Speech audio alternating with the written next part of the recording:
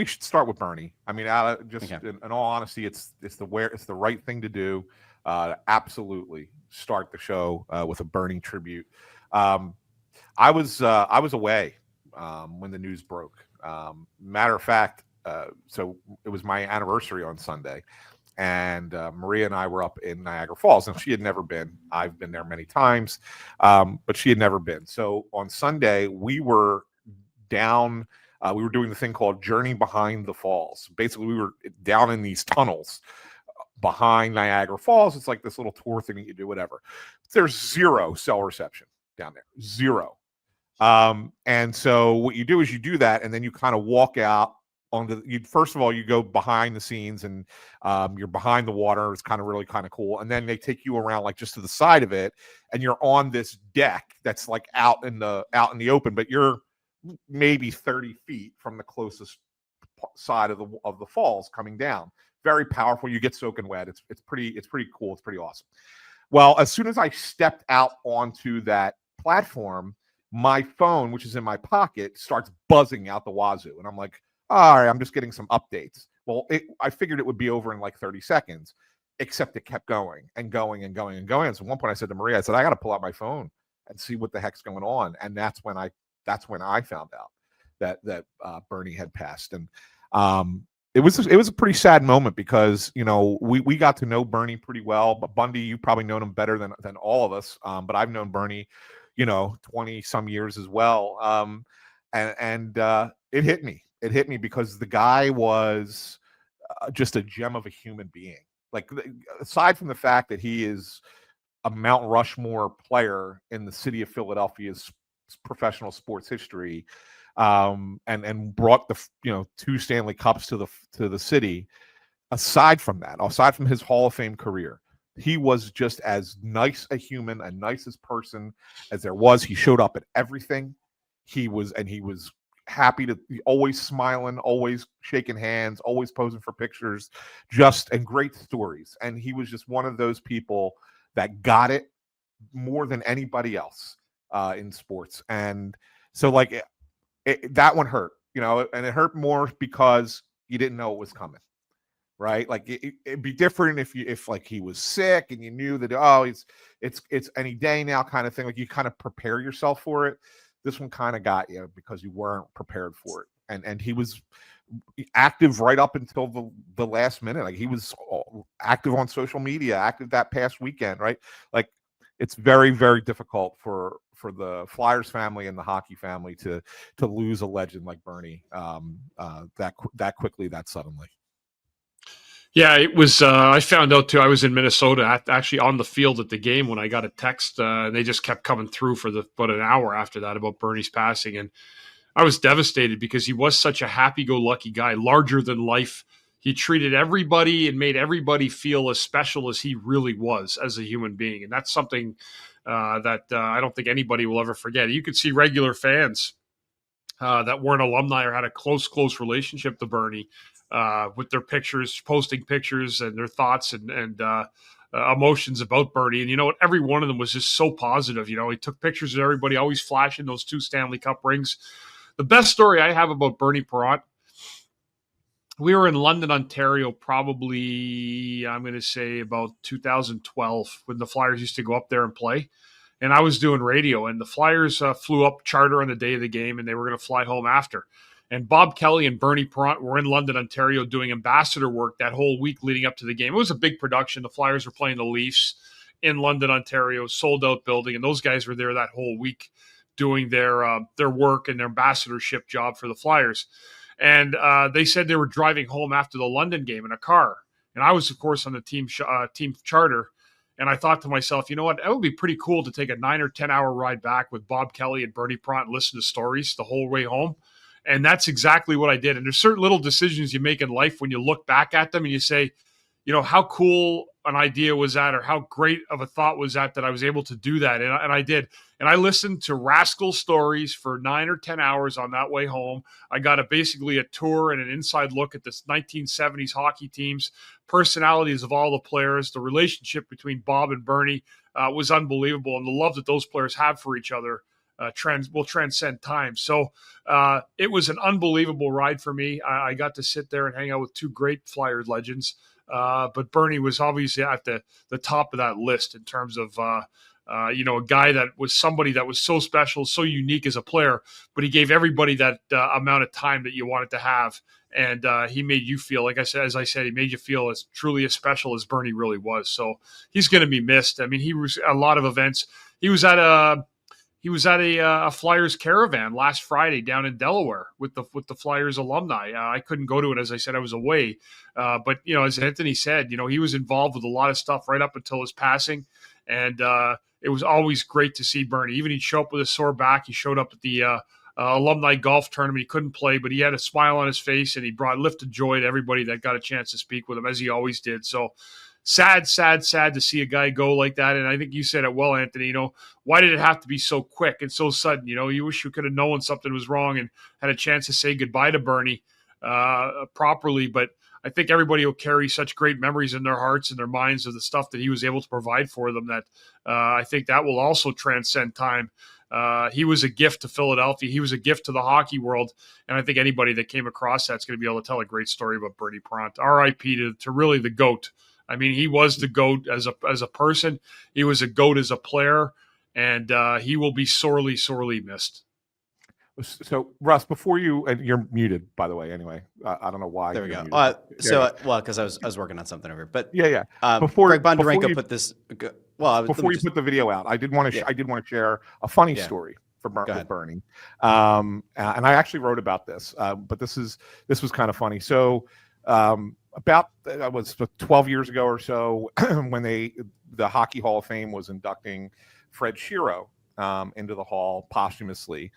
Ed Snyder had decided he was going to bring all of the Broad Street Bullies to Toronto for the event, right? And so we were all going up there. I was a team employee at the time, and I had a day off before the event. And so I had driven down to Niagara Falls just to go to the casino at the time. And I did pretty well at the casino. Like I actually had a really good night at the blackjack table. It was a pretty good day for the kid, right? I did really well. So we go back up for the celebration. And then afterwards, Snyder has a party. He rented out this restaurant and had a party for all the Broad Street Bullies. And there I am hanging out with them. And I'm feeling myself a little bit. And I start bragging about the fact that I won this money the night before.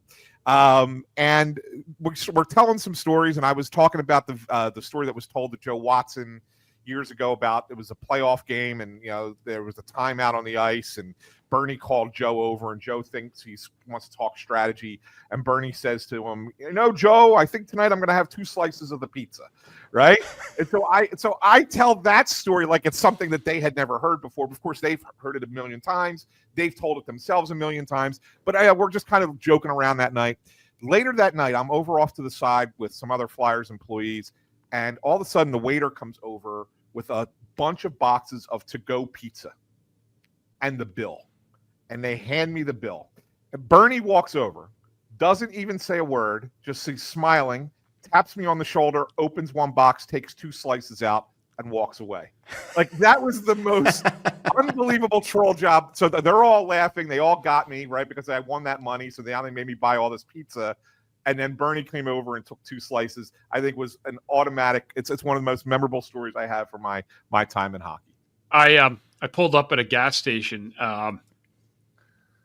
about 15 years ago. It was not far from my house in Marlton, New Jersey, and I pull up at a tank and at one of the stations, and who's in front of me? It's Bernie Parent by himself in his car.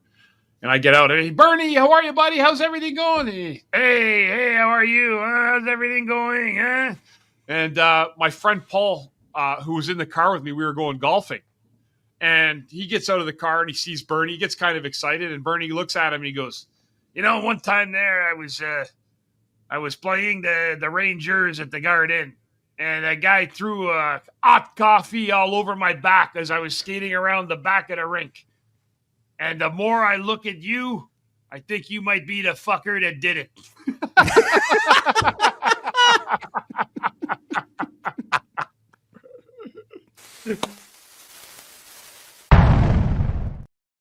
That's not a Bundy bomb. That's a Bernie bomb. That's a Bernie bomb. Bernie, and I started dying, and my friend was just stunned.